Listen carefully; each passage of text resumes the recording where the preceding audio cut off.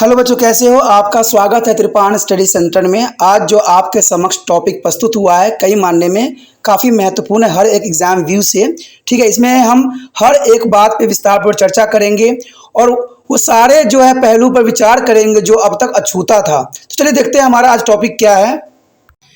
यहाँ पर जो हम कर रहे हैं काफ़ी महत्वपूर्ण चैप्टर नियोजित विकास की राजनीति। ये क्लास 12वीं सीबीएसई एनसीईआरटी आधारित पॉलिटिकल साइंस के क्वेश्चन जो हमारे समक्ष आया है कि मिश्रित अर्थव्यवस्था के भारतीय मॉडल के प्रमुख परिणामों का मूल्यांकन करें। देखिए, जो भारत ने मिश्रित अर्थव्यवस्था अपनाया, मिश्र अर्थव्यवस्था अपनाया, इसके पीछे कई कारण थे। कहते हैं जब भारत आज़ाद हुआ उस समय सबसे बड़ी मुसीबत यही भारत के लिए था कि भारत जाए भी तो जाए कहाँ, क्योंकि उस समय दो जो है रूल रेगुलेशन का बोलबाला था। एक तो देखा जाए तो साम्यवादी और दूसरा जो था पूंजीवादी। बहुत से हमारे देश के विचारकों का मानना था कि हमें साम्यवादी मॉडल अपनाना चाहिए और बहुत से जो है विचारधाराओं को मानना था, विद्वानों का मानना था कि हमें कैपिटलिज्म के ऊपर यानी पूंजीवादी की तरफ हमें अग्रसर होना चाहिए। लेकिन भारत दोनों मॉडल में से एक को अपनाना भारत के लिए संभव नहीं था, क्योंकि भारत कहते हैं एक अलग उस समय सिचुएशन थी। देश में चारों तरफ गरीबी थी, लोग भुखमरी के शिकार हो रहे थे और किसी एक खामे में जाना देश के हित की में नहीं था। तो यहाँ पर सबसे बड़ा प्रश्न उठता था कि हम साम्यवाद को अपनाएं या कैपिटलिज्म को अपनाएं। तो देखा जाए भारत मैक्सिमम जो ग्रसित है यूएसएसआर से ही ग्रसित हुआ, क्योंकि यूएसएसआर की जो मॉडल थी और उनके सहयोग थे जिसके कारण भारत ने जो है काफ़ी उनसे प्रभावित हुई। लेकिन फिर भी जो है यूएसएसआर का मॉडल जो था साम्यवादी उसको पूरी तरह से नहीं अपना सका। इसलिए भारत ने स्वयं ही एक ऐसा बीच का रास्ता चुना जो देश के लिए भी महत्वपूर्ण थे और जन जन के लिए भी कल्याणकारी था, और वो था मिश्रित अर्थव्यवस्था।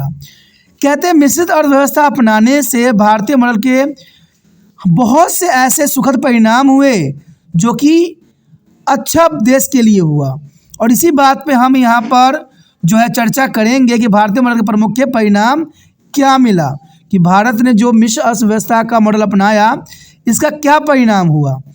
तो देखा जाए तो इसका परिणाम दुखद तो नहीं हुआ, लेकिन फिर भी सही हुआ। कहते हैं निजी क्षेत्र और सार्वजनिक क्षेत्र अच्छी तरह से फले फूले, क्योंकि दोनों क्षेत्रों में जो है पूरी तरह से विकास हुआ। क्योंकि ना तो हम निजीकरण में विश्वास रखते थे, ना ही हम पब्लिक सेक्टर में जाना चाहते थे। हमने दोनों को ही साथ में लेके चले, जिसके कारण दोनों ही सेक्टर काफ़ी फला फूला और वृद्धि किया। राज्य ने प्रमुख उद्योग को नियंत्रित किया और औद्योगिक बुनियादी ढांचा भी प्रदान किया।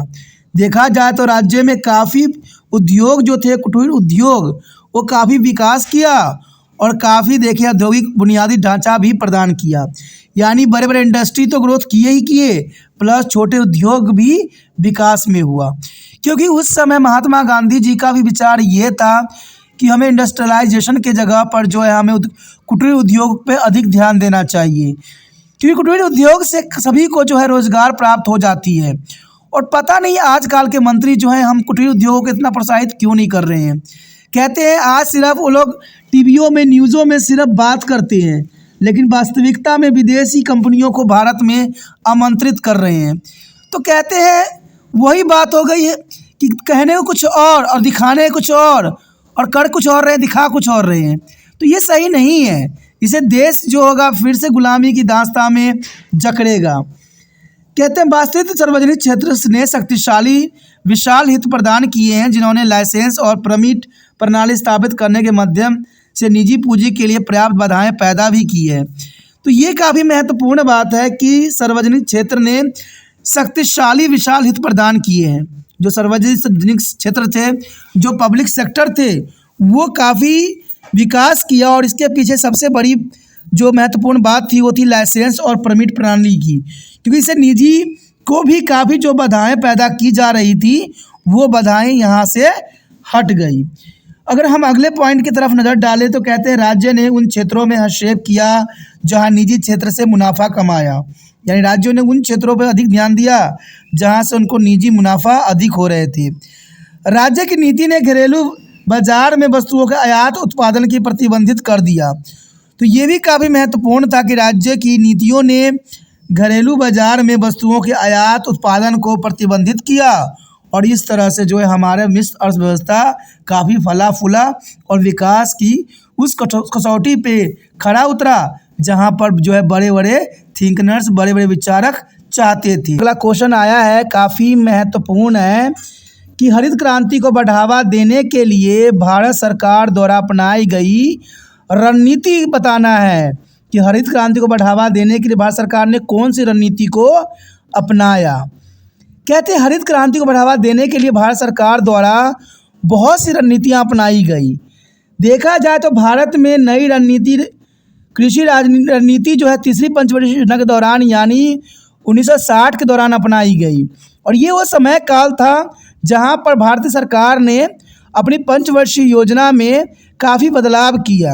और देखा जाए तो भारत में नई कृषि रणनीति जो थी तीसरी पंचवर्षीय योजना जो 1960 के दौरान बहुत ही महत्वपूर्ण अपनाई गई।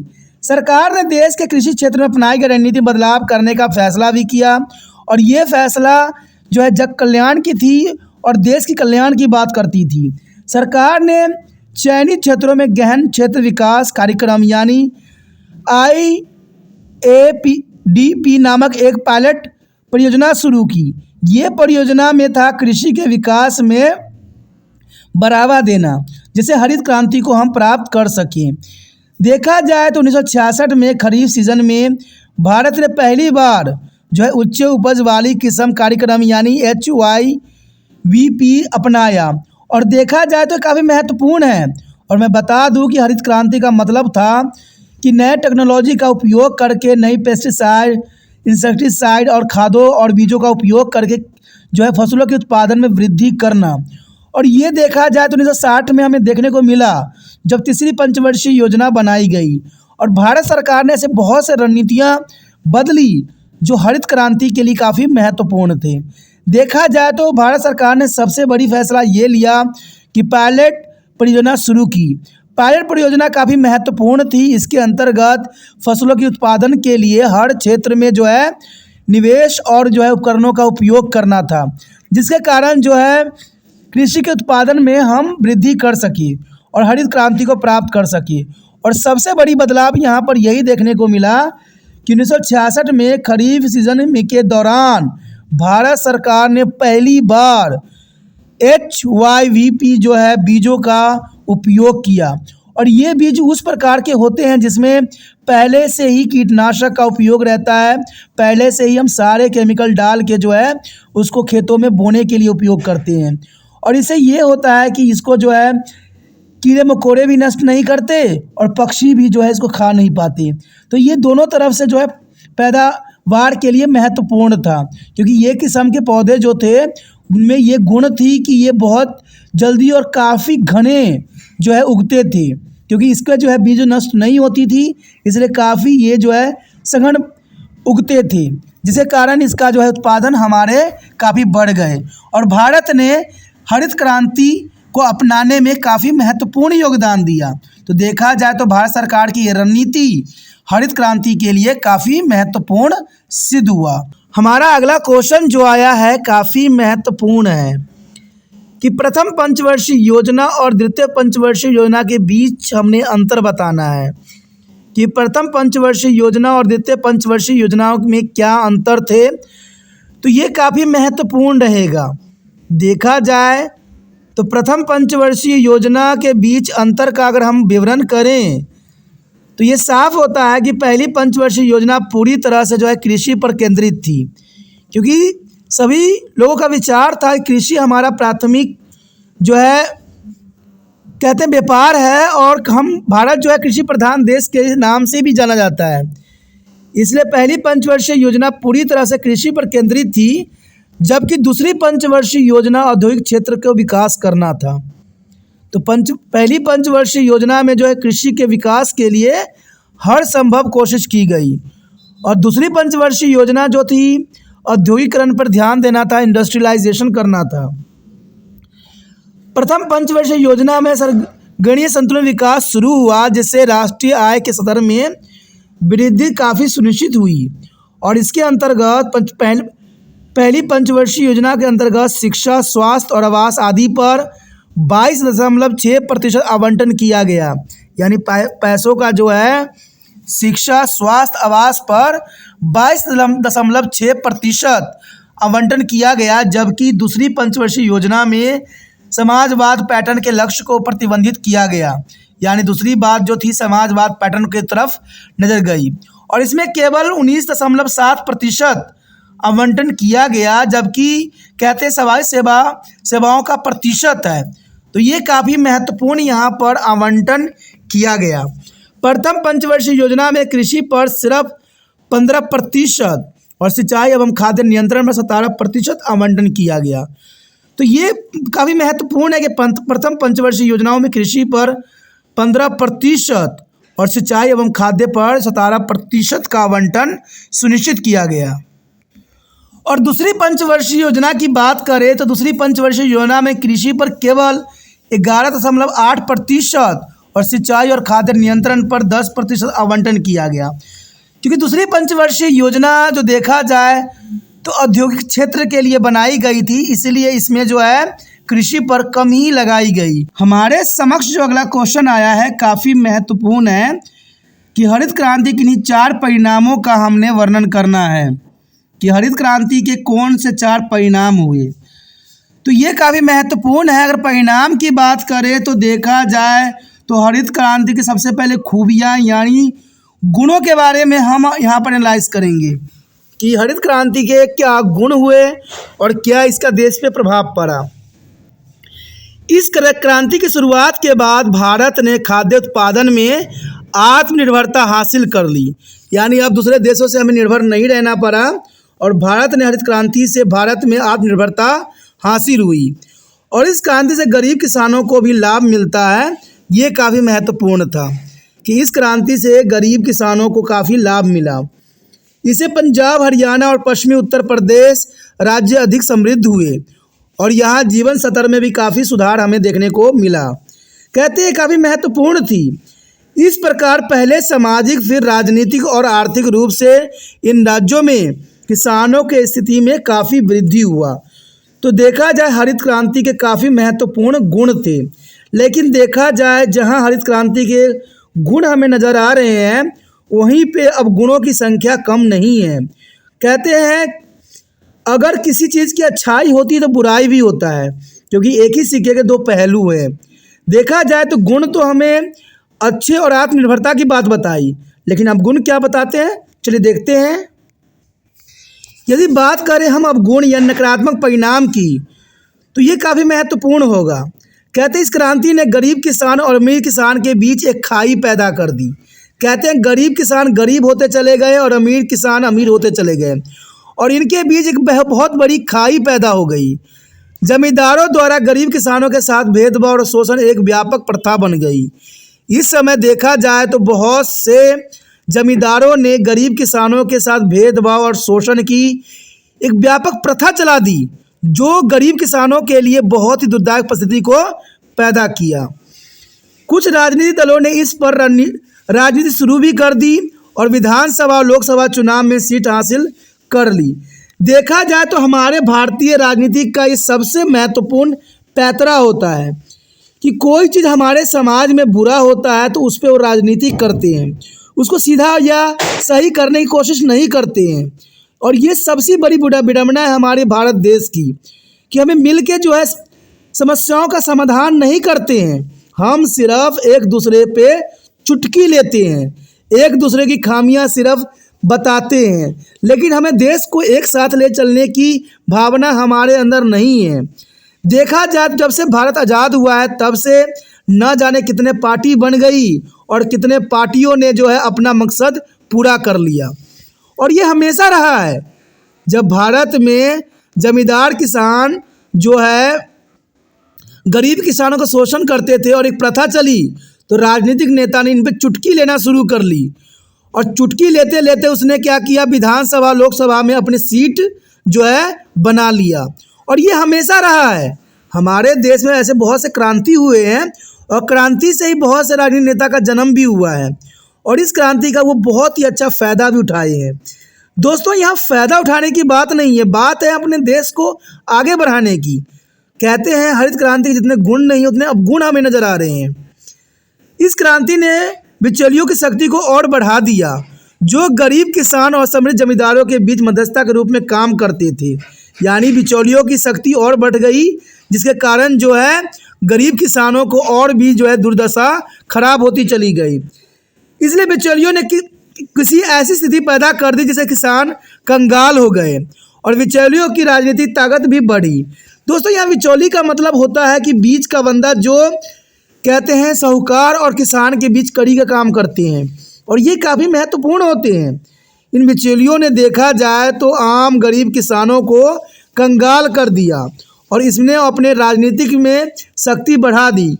राजनीतिक में ऐसे बहुत से व्यक्ति होंगे जो इसी प्रकार से राजनीतिक में अपना पैठ बनाए हैं और इसमें कोई दो राय नहीं है। कहते हैं जब राजनीति में किसी की अपनी सिक्का नहीं चल पाता है तो ये अलग ही अपनी पार्टी बना के राजनीति खेलते हैं। दोस्तों, ये बच्चे वाला खेल नहीं है। हमारे देश को आगे बढ़ाने पर सवाल उठता है तो यहाँ पर हमें खेल नहीं खेलना चाहिए, हमें अपने देश पे जो है ध्यान देना चाहिए। और हमारा अगला क्वेश्चन जो है काफ़ी महत्वपूर्ण है कि 1980 के दशक के बाद से निर्मित नीति निर्माताओं ने भारत की अर्थव्यवस्था में राज्यों के महत्व को कम करने के लिए क्यों प्रेरित किया। अब देखिए, यहाँ क्वेश्चन समझना काफ़ी महत्वपूर्ण है और आपके लिए त्रिपान स्टडी सेंटर हमेशा पॉइंट व्यू आंसर लाता है, जिसमें से आप 10 में से अगर 6-7 पॉइंट भी अगर अच्छे से याद कर लेते हो, छोटे से छोटे भी, तो वो आपके लिए काफ़ी महत्वपूर्ण हो जाता है एग्जाम व्यू से। इसलिए हर क्वेश्चन को समझदारी से नोट कीजिए, जो इम्पोर्टेंट पॉइंट है, जो आपको लगता है याद हो जाएगा, उसको लिख लीजिए। और सबसे महत्वपूर्ण बात रहता है क्वेश्चनों को समझिए। अब देखिए, यहाँ पर ही क्वेश्चन आया है कि 1980 के दशक के बाद से नीति निर्माताओं ने भारत की अर्थव्यवस्था में राज्य को महत्व को कम करने क्या प्रेरित किया, क्यों प्रेरित किया। देखा जाए तो राज्य के महत्व को कम करने के लिए, अर्थव्यवस्था को कम करने के लिए 1980 के दशक में क्यों प्रेरित किया। तो कहते हैं निम्नलिखित तथ्य जिम्मेदार है जिनके कारण नीति निर्माताओं ने 1980 के बाद से भारत की अर्थव्यवस्था में राज्य के महत्व को कम किया। आखिर क्यों किया। सबसे पहला कारण तो यही बनता है कि भारत में विकास की कहानी में 1960 के दशक के अंत से महत्वपूर्ण मोड़ आया। यानी देखा जाए तो 1980 में जो बदलाव आई, इसका कहीं ना कहीं सूत्रपात 1960 में हुई, क्योंकि ये कहानी जो विकास की थी 1960 के दशक में की गई थी और इसको प्रमाण चढ़ाया गया 1980 के दशक में, जहाँ पर राज्य के महत्व को जो है बिल्कुल ही तहस नहस कर दिया गया। नेहरू की मृत्यु के बाद कांग्रेस व्यवस्था की कठिनाई का सामना करना पड़ा, क्योंकि आपको पता होगा कि जैसे ही नेहरू जी की मृत्यु हुई उसके बाद कांग्रेस एक टूट सी गई थी। क्योंकि यहाँ पर देखा जाए तो प्रधानमंत्री के जो पोस्ट है, इनके लिए बहुत से लोग जो है अपने आप को असीन मानते थे, लेकिन देखा जाए तो ये बहुत ही कठिनाई का समय था कांग्रेस पार्टी के लिए। इवन देखा जाए तो इंदिरा गांधी एक लोकप्रिय नेता के रूप में उभरी। कहते हैं नेहरू की मृत्यु के बाद जो है इंदिरा गांधी प्रधानमंत्री पद पर नहीं बनी, लेकिन उसके बाद जब इंदिरा गांधी प्रधानमंत्री पद पे आसीन हुई तो देखा जाए तो वो एक लोकप्रिय नेता के रूप में उभरी, जो काफ़ी महत्वपूर्ण थी। और यहाँ पर इन सब कारणों से राज्य के महत्व को कम करने के लिए बातें प्रेरित की। देखा जाए तो इंदिरा गांधी ने अर्थव्यवस्था को नियमित और निर्देशित करने में राज्य की भूमिका को और मजबूत करने का निर्णय लिया। यानी देखा जाए तो यहाँ काफ़ी महत्वपूर्ण है कि यहाँ पर इंदिरा गांधी लोकप्रिय नेता होने के नाते इन्होंने अर्थव्यवस्था को नियमित और निर्देशित करने में राज्य की भूमिका को मजबूत करने का निर्णय तो लिया, लेकिन ऐसा नहीं हो सका। 1967 या 1967 के बाद की अवधि में निजी उद्योग पर कई नए प्रतिबंध देखे गए और सरकार ने कई गरीब समर्थक कार्यक्रम की घोषणा भी की। यानी देखा जाए तो काफ़ी महत्वपूर्ण है कि देखा जाए तो 1967 के बाद की अवधि में निजी उद्योग पर कई नए प्रतिबंध देखे गए। निजी उद्योग थे उनमें बहुत से प्रतिबंधित किए गए, यानी उन पे बैन लगाई गई, उनको प्रतिबंधित किया गया। सरकार ने कई गरीब समर्थक कार्यक्रम की घोषणा भी उस समय की। अब यहाँ ये बात समझ नहीं आ रहा है कि निजी उद्योग पर कई नई प्रतिबंध देखे गए और सरकार ने गरीबी समर्थक कार्यक्रम की घोषणा भी की। यानी देखा जाए तो एक तरफ से ये आघात कर रहे हैं और दूसरी तरफ से समर्थन दे रहे हैं कि ये तो राजनीति की एक महत्वपूर्ण घटक है। देखा जाए तो ये परिवर्तन समाजवादी नीतियों की ओर एक वैचारिक झुकाव के साथ आया। यानी ये परिवर्तन जो हमें देखने को मिला वो समाजवादी नीतियों के कारण देखने को मिला, क्योंकि हम उस समय जिस राह पे खड़े थे वहाँ दो रास्ते थे, एक पूंजीवादी की तरफ जाता था तो एक समाजवादी की तरफ जा रहा था। लेकिन हमने जो रास्ता अपनाया वो मिश्र इकोनॉमिक्स की अर्थव्यवस्था अपनाया। यानी देखा जाए तो काफ़ी महत्वपूर्ण था, लेकिन फिर भी हमारी झुकाव जो था वो समाजवादी नीतियों की तरफ अधिक थी, पूंजीवादी की तरफ कम थी, क्योंकि हम समाजवादी से काफ़ी प्रभावित थे। हालांकि देखा जाए राज्य के नेतृत्व वाली आर्थिक विकास के लिए हम सहमति हमेशा के लिए नहीं बनी रही। ये काफ़ी महत्वपूर्ण है कि जो सहमति हमें बनना चाहिए उस समय ये सहमति नहीं बन सकी, कि राज्य के नेतृत्व वाली आर्थिक विकास के लिए अहम सहमति हमेशा के लिए नहीं बनी रही। योजना तो जारी रही लेकिन उसका महत्व काफ़ी कम हो गया। सरकार की तरफ से कई योजनाएं लागू की गई, गरीबों को उत्थान के लिए हर एक कार्यक्रम चलाया गया, लेकिन ये कार्यक्रम जो थी सिर्फ कागजी बातों में ही सिमट के रह गई। और आज भी यही होती है, बहुत सी योजनाएं बनाई जाती है सिर्फ कुछ लोगों को जो है लाभ पहुंचाने के लिए। और ऐसा ही उस समय भी हुई कि योजना तो जारी रही लेकिन उसका महत्व काफ़ी कम हो गया।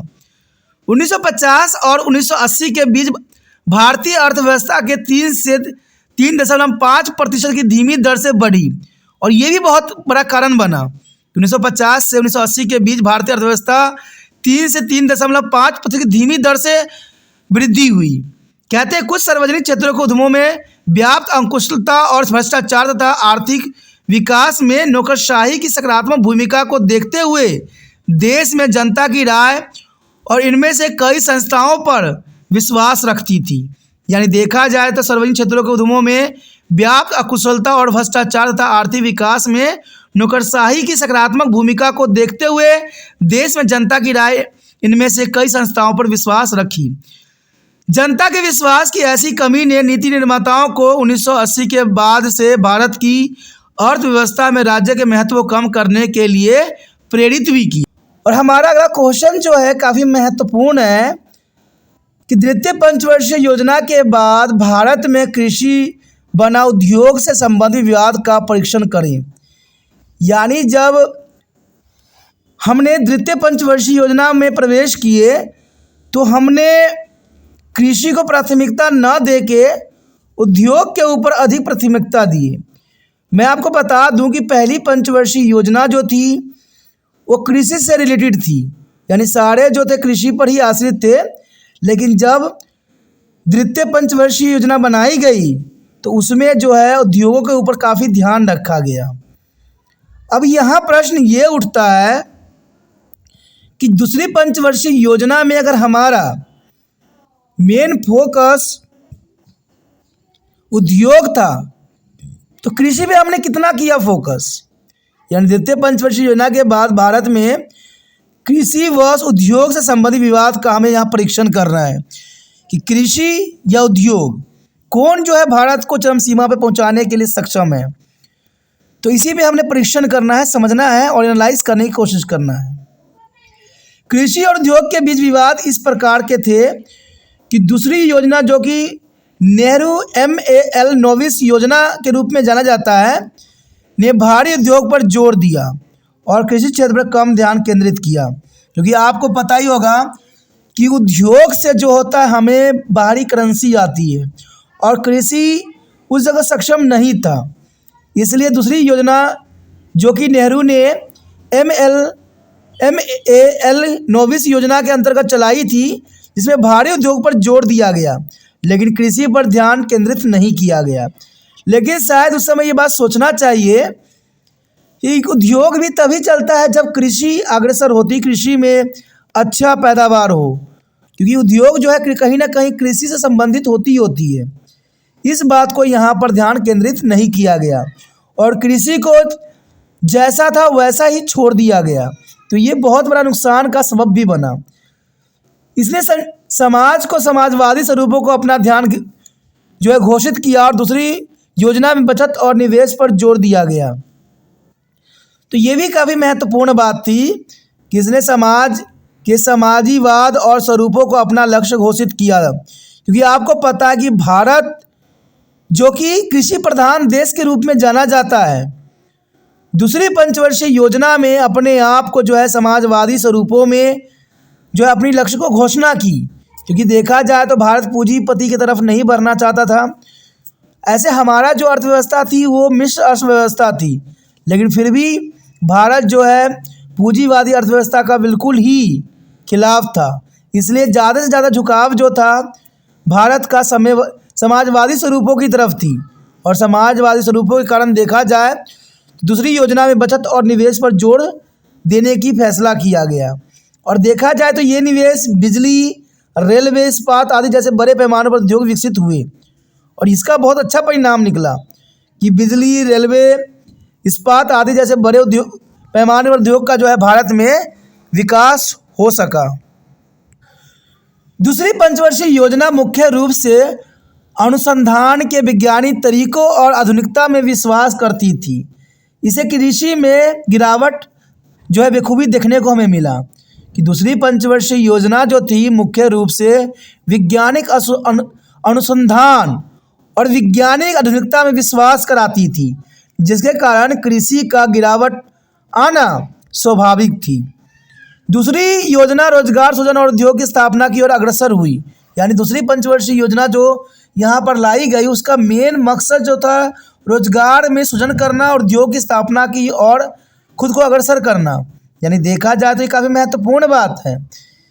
इवन देखिए तो नेहरू का MAL योजना में कहा गया कि औद्योगिकरण के माध्यम से गरीब उन्मूलन संभव होगा। यानी नेहरू जी ने जो MAL योजना बनाई थी उसके अंतर्गत औद्योगिकरण करने की बात इसलिए रखी गई थी कि इससे मध्य वर्ग गरीबों का जो है उन्मूलन हो सके, जो गरीब लोग हैं वो गरीबीता से बाहर निकल सके। कहते हैं कृषि पर तत्काल ध्यान देने की आवश्यकता थी उस समय, क्योंकि यह विभाजन से काफ़ी प्रभावित था, लेकिन योजनाएं भूमि वितरण की तर्क पर बनाई गई थी। अब देखा जाए तो यहीं पर ये योजना जो है मार खा रही थी कि आपको पता है कि भारत जो है उस समय विभाजन के दुखों से भी उबर रहा था। यानी तत्काल ध्यान की आवश्यकता थी क्योंकि ये विभाजन से भी प्रभावित थी, लेकिन योजना भूमि वितरण की तर्ज पर बनाई गई, जिसके कारण काफ़ी नुकसान हुआ। इसमें देश के विकास की कुंजी के रूप में भूमि सुधार पर ध्यान केंद्रित किया गया, जो कि काफ़ी महत्वपूर्ण था कि विकास की कुंजी के रूप में भूमि सुधार पर ध्यान केंद्रित किया गया। 1960 के दशक में कृषि की स्थिति बद से बेहतर होती चली गई। यानी देखा जाए पहली पंचवर्षीय योजना में जहां कृषि पे काफ़ी विकास हुआ, दूसरी पंचवर्षीय योजना के अंतर्गत देखा जाए तो कृषि की दशा बद से बदतर हो गई, जो कि बहुत दुखदायक परिस्थिति को पैदा कर दिया। देखा जाए तो 1965 से 1967 के बीच कई सूखे पड़े, जिससे देश के कई हिस्सों में भोजन की कमी और अकाल जैसी स्थिति पैदा हो गई।